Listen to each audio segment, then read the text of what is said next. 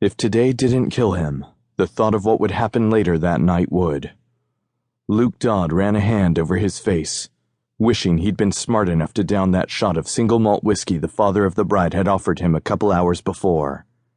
Instead, he'd waved it off, wanting a clear and collected head when the deed was done. Not one of the most logical things Luc had ever done in his life.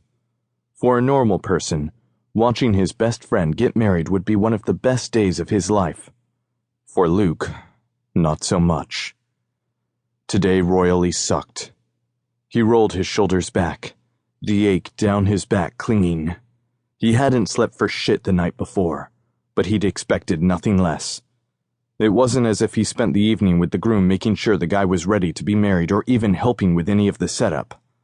No, he wasn't friends with the man, and honestly, never planned on trying to be. Not anymore. The bride? He wanted to be there for her no matter what. He'd promised her he'd always be there, and always help her follow the path she'd been destined for. Only he didn't know what that was anymore. It had forked in a new direction he wasn't sure he could follow with her. It seemed he wasn't going to be able to live up to his promises. Not that Meghan knew that presently. No, that bomb would drop when she came back from her honeymoon. Damn. Her fucking honeymoon. His best friend was getting married to a man Luc didn't know much about. And what he did know, he hated. As much as he tried to jump on board with the whole damn thing, he hadn't been able to. Not when he loved Meghan with all his heart. Fuck. He let out a breath and paced the hallway. He needed to get his head out of his ass and back squarely on his shoulders. He'd paste a smile on his face and fake it through the ceremony and the reception.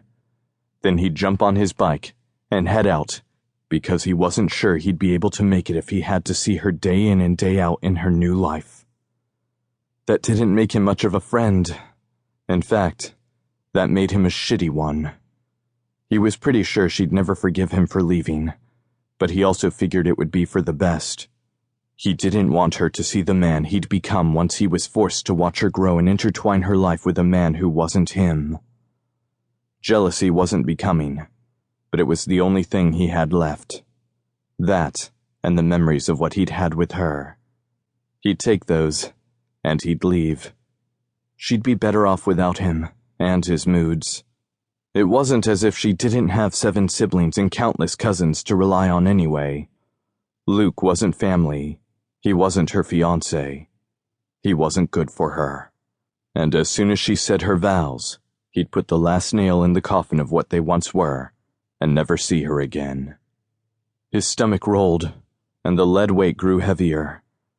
That weight had been there since the moment Meghan showed him her shiny ring while crying happily in his arms. He didn't want to do this.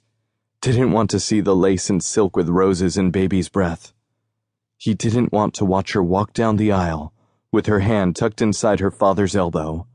He didn't want to stand on the sidelines at the reception while those who were actually part of the wedding gave toasts and celebrated the union of a man and a woman who couldn't be more different from one another. Well, in that, he was wrong.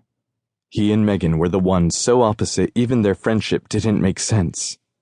Meghan and Richard made more sense. And if he kept telling himself that, then maybe one day he'd believe it.